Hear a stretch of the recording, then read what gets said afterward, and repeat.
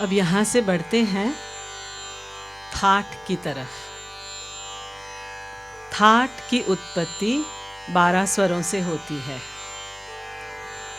That यानी सप्तक की अगली सीढ़ी। ठाठों को मेल भी कहा जाता है। मेल अथवा थाट स्वरों की एक विशिष्ट रचना होती है जिससे राग की उत्पत्ति होती है। थाट के कुछ रूल्स रेगुलेशंस होते हैं। ठाट में हमेशा 7 स्वर ही होने चाहिए। वह 7 स्वर सा रे गा मा पा धा नी इस क्रम से ही होने चाहिए। ठाट में आरोह अवरोह का होना आवश्यक नहीं है। ठाट को गाया नहीं जा सकता। ठाट को रंजक होना भी ज़रूरत नहीं है। ठाट को जानने पहचानने के लिए उस ठाट में से ही निकले हुए राग जो होते हैं, उनमें से जो प्रसिद्ध राग होता है, लोकप्रिय सबसे, उसको उस ठाट का नाम दिया जाता है। चाहे उसमें 7 स्वर लगे या न लगे। तो रागों में कम स्वर लग सकते हैं, जैसे भूपाली है, मालकंस है, उनमें 5 स्वर होते हैं। कई रागों में 6 होते हैं। कई रागों में आरोह में 5, अवरोह में 7। तो जहाँ 5 स्वर होते हैं उनको कहते हैं औडव। जहाँ 6 होते हैं उनको कहते हैं षाडव। और जो 7 स्वरों से राग बनता है उनको कहते हैं संपूर्ण। तो इनके ऐसे कॉम्बिनेशंस हो सकते हैं, जैसे आरोह में 7, अवरोह में 7, तो वो राग होता है संपूर्ण राग। जो राग आरोह में 6, अवरोह में 7 ऐसे स्वर जिस राग में लगते हैं उन्हें कहते हैं षाडव संपूर्ण। वैसे ही 5 आरोह में और अवरोह में 7 को औडव संपूर्ण। फिर औडव षाडव, औडव षाडव, षाडव औडव, ऐसे कॉम्बिनेशंस होते हैं। लेकिन जैसे मैंने कहा, ठाट गाए नहीं जाते, राग गाया जाता है। तो अब बढ़ते हैं राग। राग जो है वह थाट से ही उत्पन्न होते हैं। एक थाट में से कई राग उत्पन्न हो सकते हैं। अब राग की परिभाषा, जैसे हमने संगीत की परिभाषा सुनी थी, वह राग की परिभाषा है रंजयते इति रागाः। मतलब पहले यहाँ रंजक होना ज़रूरी है, सुर में होना ज़रूरी है, रंजक होना ज़रूरी है। रंजयते इति रागाः यानी जो हम गाएं बजाएं मूलतः रंजक हो। लेकिन हमारे भारतीय संगीत में, जैसे मैंने अभी आपको मींड के बारे में बताया, जैसे ही राग आता है मींड उसके साथ आती है। मैंने पहले भी कहा, पहले भाग में कहा था कि जब आप राग गाते हैं तो कोई सुर खड़ा, कोई अकेला सुर नहीं रहता। हमेशा वह राग का सुर कहीं से आता है, कहीं दूसरे सुर से आता है। तो अब देखते हैं इस प्रत्यक्ष रूप में कि राग की रचना कैसे होती है। राग एक कल्पना है। तो अब आप समय के अनुसार भी देखेंगे तो यहाँ अब समय हो रहा है कल्याण थाट का। तो कल्याण थाट के यमन राग से शुरू करते हैं। यमन में जो प रे संगति है, प रे ग रे,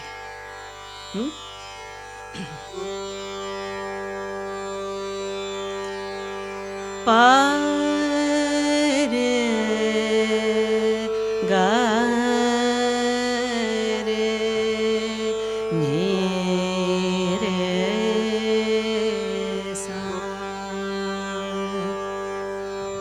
अब और कुछ भी न गाइए, सिर्फ पा रे गा रे, इतना भी अगर आप गाएं तो अगर आप संगीत सीखे हैं थोड़ा बहुत भी, तो आप तो बिल्कुल जल्दी से पहचान जाएंगे कि ये ज़रूर कल्याण है।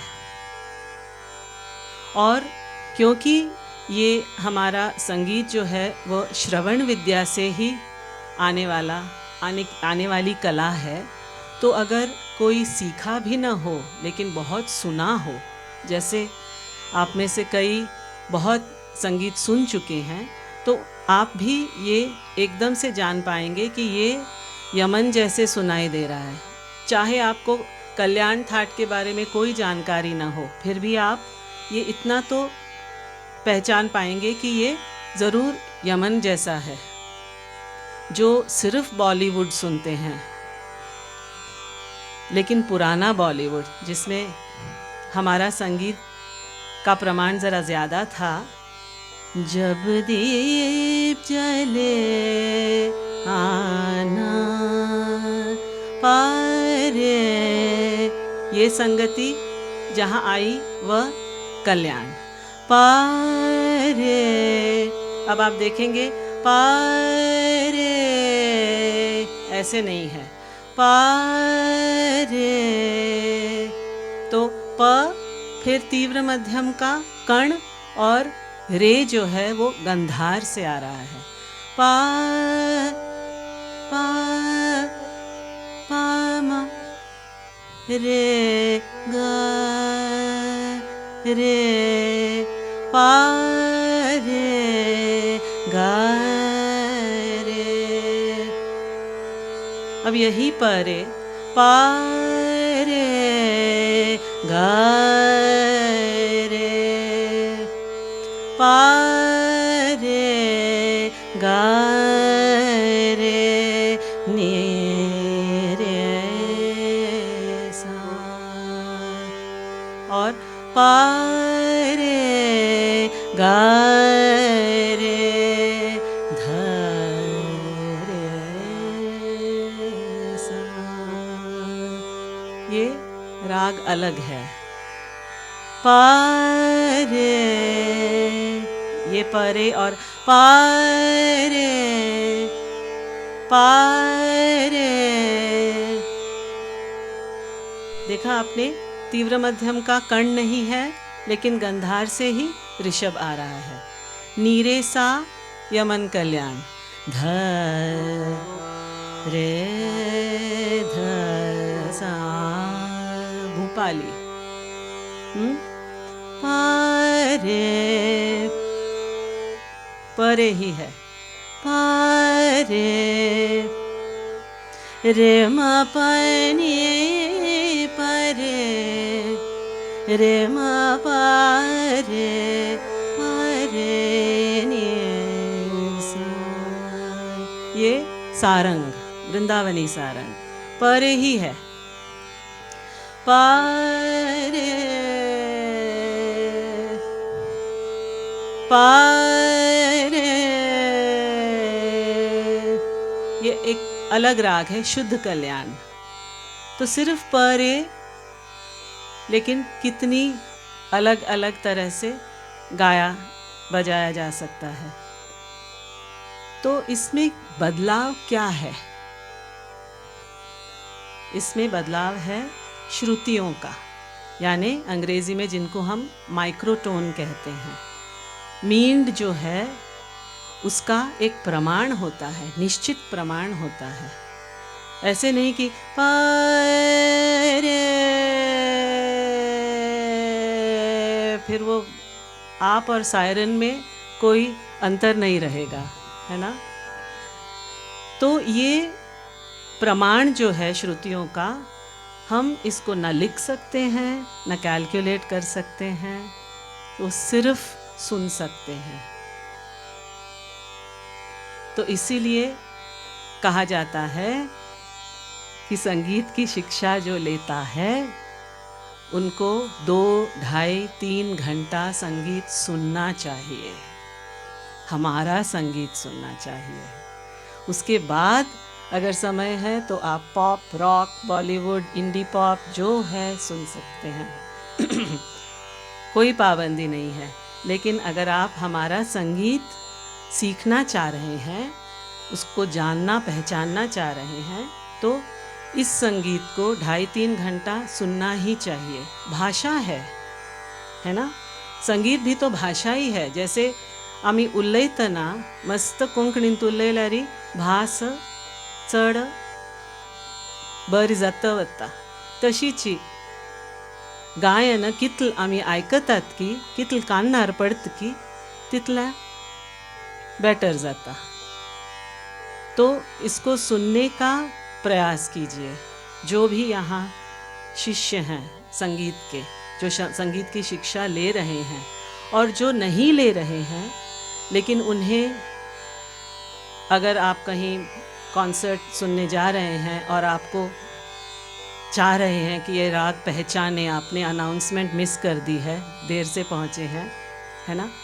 तो ये राग कौन सा है आपको अगर मालूम पड़ना हो तो जितना हो सके उतना सुनिए। वो कर्णद्वार से ही सीखने वाली विद्या है। अब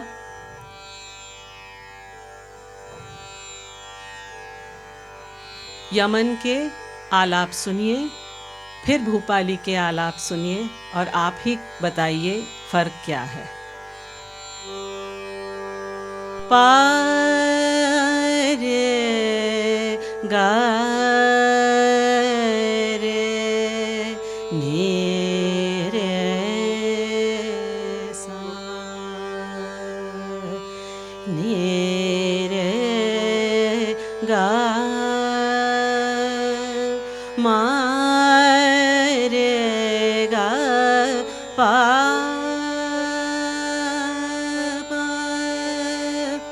पा रे गा रे नी रे सा पा रे गा रे ध रे ध सा सा सारे पाग पाग। अब प से जब ग पे आते हैं तो एकदम म को न गाया जाए ऐसे तो नहीं हो सकता, है ना? म तो आता ही है बीच में, लेकिन उसका प्रमाण क्या है? रे ग पा ग रे ग धा प ग रे सा रे ग रे सा रे ध सा। सो प रे पा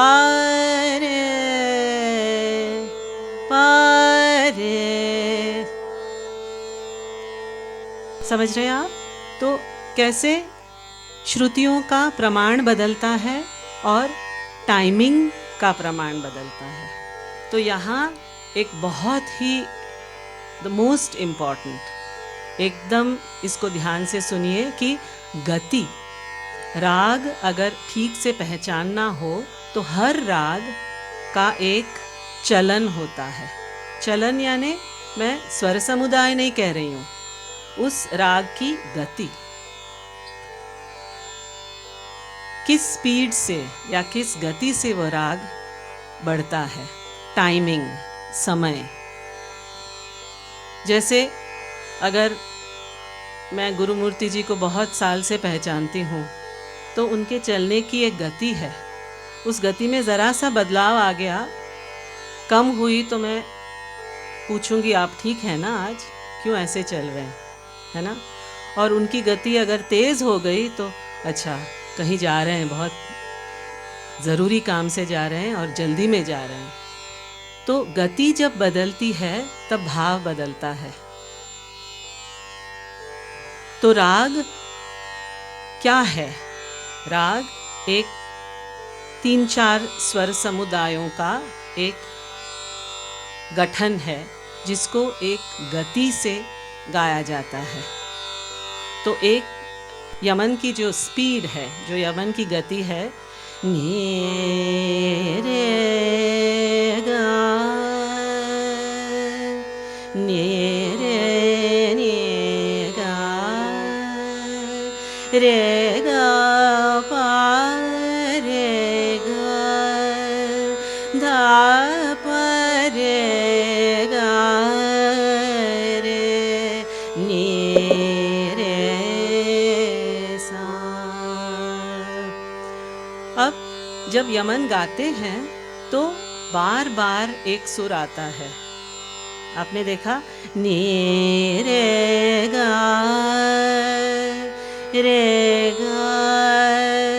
नी गा रे गा पा रे गा। गंधार ग पे बार बार रुका जाता है। तो ये यमन कल्याण का वादी स्वर है, यानी इस राग का मुख्य स्वर। नी रे मा ग, नी रे गा म रे ग रे नी मा ग। तो निषाद जो है, नी, ये इसी राग का संवादी सुर है। जैसे प्रधानमंत्री और मुख्यमंत्री, तो प्राइम मिनिस्टर या एंड प्रेसिडेंट, तो गंधार प्राइम मिनिस्टर हुआ और निषाद प्रेसिडेंट हुआ। हर राग में एक वादी सुर और एक संवादी सुर होता है। तो यमन का वादी गंधार है, संवादी निषाद है। ये राग का रूल है, हर एक राग में एक वादी और एक संवादी सुर होता है। तो और जैसे मैंने कहा, राग के चलन, उसकी गति में अगर अंतर आ गया तो नी रे ग नी रे नी गा। और पहले भाग में जो मैंने कहा था, जो अलंकृत करने के लिए मुर्कियाँ, खटके हम लगाते हैं, नी रे मा ग पा पा रे म ग म ग म रे रे ग रे नी रे सा। ये भी यमन के सुर हुए, लेकिन यमन राग नहीं हुआ, है ना। तो यही है अंतर। जब हम किसी का स्केच निकालते हैं तो कहते हैं, हाँ ताजमन के दिस्त सजला चिक्के कल की व्यत्यास, है ना। तो ऐसे ही रागों से होता है। आप एक राग जब शुरू करते हैं तो उसकी श्रुति, उसकी गति ठीक से, उसको निश्चित रूप से एस्टैब्लिश करने के बाद अगर ये चेष्टा करें तो कोई हर्ज नहीं। लेकिन शुरुआत में ही माधनी मानी परे गरे नी रे सा, ये यमन नहीं हुआ। गा माधनी माधनी मानी परे गा रे, ये ऐसे ही आना चाहिए। और माधनी मानी पारे, अगर ये ले लिया तो राग भंग हो जाएगा। तो ये है राग के लक्षण और थोड़े रूल्स रेगुलेशंस जो आपको पालने पड़ते हैं, हम लोगों को भी पालने पड़ते हैं। और इस पे खास ध्यान दीजिए, क्योंकि एक तो माइक्रोटोन्स, श्रुतियां और गति, आरोह अवरोह तो है, और वादी संवादी स्वर। अब इस पे अगर आपके कोई प्रश्न हैं तो पूछिए. हिंदुस्थानी शास्त्रीय संगीतांतू केतना एक विद्यार्थीक विधिवत प्रशिक्षण मेळटा तावळी राग भूपाली नैजलारी राग यमनाने आरंभ जाता. हाजी खले विशिष्ट कारण आसता. यमन रागू म्हणूक म्हळ्यार परफॉर्म करूक इट्स अ डिफिकल्ट राग जाल्यार संपूर्ण राग आणि एक स्वर फक्त एक मध्यम तांतू तीव्र असता, बाकी सगळे शुद्ध स्वर असतात ती. जाल्यार ही भूपालीने सुरवात करना ती नॉर्मली आणि विधिवत शिकतना फुडें शिष्य गुरू लागी म्हळ्यार गुरू शिष्य परंपरांतू ताच सांगातीच राबतालो. सो सकाळींचें भैरव सूर करताली आणि सांजेचें यमन. आणि भैरव आणि यमन दोन्ही संपूर्ण राग. सो सकाळी भैरव आणि सांजे यमन हे पयल्या 3, 3.5 एक पण 4 वर्स ह्या दोन्ही राग शिकयताली. ह्या दोन्ही रागांतू भैरव आणि यमनांतू जर 3.5-4 वर्साचे तालीम जाल्ल्यारी मागीर भैरव थाटाच राग आणि कल्याण थाटाच राग एक 2-2 वीक्सांतू शिकून काडयेद स्टुडंटाने शिष्याने. सो यमन सांजे आणि भैरव सकाळी सूर करताली. भूपाली औडव रागो ते चिक्के कष्ट जाता येता म्हळ्यार तांतू मध्यम निषाद असना आणि स्पेशली सान्न चेळवांक शिकयतना चिक्के त्रास जाता तान्नांतू ते म्हळ्यार 2 स्वर वर्जित करून म्हणका पडता. सो सकाळी भैरव सांजे यमन ही प्रथा आशिल्ली. जब हम एक राग गाते हैं तब भाव कैसे दिखाए? तो मींड उसका समय, मींड जब लेते हैं तो उसका समय, जब मैं अभी तक जो बात चल रही थी वो सिर्फ आलाप की बात चल रही थी. जब हम बंदिशें गाएंगे तब ये प्रश्न फिर से पूछिए, क्योंकि राग गाते समय सिर्फ स्वर नहीं होते हैं. स्वर, लय, शब्द, ताल और छंद, ये 5 चीज़ें आती हैं. तब जब वो बात होती है तब शब्द, लय, ताल ये सब भाव प्रकट करने में आपकी सहायता करते हैं. लेकिन जहाँ आलाप है वहाँ सिर्फ श्रुतियाँ और गति, स्वर, श्रुति और गति, इन तीनों का समन्वय होता है भाव प्रकट करने में. और कोई प्रश्न? तार, मंद्र और मध्य सप्तकों में आसानी से गाने के लिए क्या करना चाहिए? जैसे मैंने पहले कहा कि आवाज़ बनाने का रियाज अलग होता है. तो जिस स्वर से आप गा सकें आसानी से, अगर आप शिक्षा ले रहे हैं तो 2.5 या 3 सप्तक आप किस स्वर से गा सकेंगे उस स्वर से आपको रियाज शुरू करना है. और अगर स्त्रियां गा रही हों तो 2.5 सप्तक, 2 या 2.5, 2 सप्तक तो आवाज़ चलनी ही चाहिए, मंद्र, मध्य और तार. और किसी भी एक सप्तक में बहुत देर तक नहीं गाएं. मेरी आवाज़ नीचे नहीं जा रही है तो आज मैं 2 घंटा सिर्फ नीचे ही गाऊंगी, ऐसे नहीं होता है.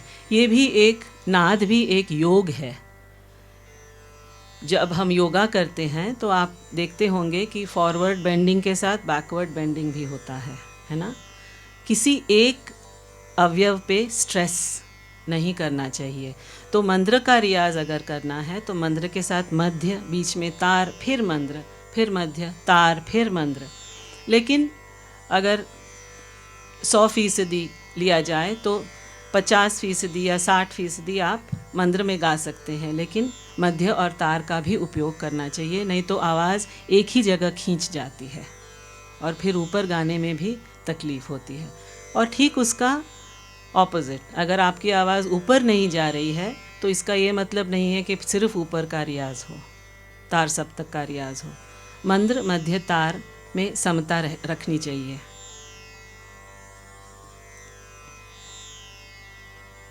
अगर आप प्रश्न और कोई नहीं है तो इस भाग को हम यहीं समाप्त करते हैं। धन्यवाद।